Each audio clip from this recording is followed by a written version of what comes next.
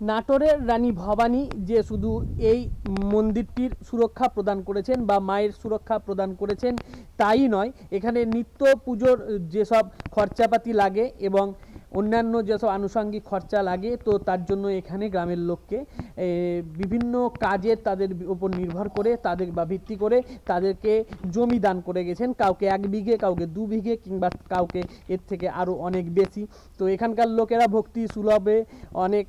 যেসব কাজগুলো আছে মায়ের সেই সব কাজগুলো করেন। এবং একটা বড় আমি জিনিস জানিয়ে দিই, এখানে কিন্তু গঙ্গা জল দিয়ে পুজো হয়, যেটা আমাদের পুরোহিত মশাই বললেন, কিন্তু এই সব ভোগ টোগ নিত্য সেবার যেসব কর্মাদি হয় সেইগুলো কিন্তু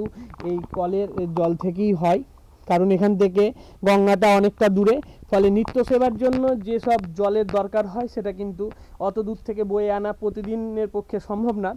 তো সেহেতু এই কলের জল থেকেই এখানকার যে পুরোহিত মশাই আছেন উনি এখান থেকেই নিত্য সেবার ভোগ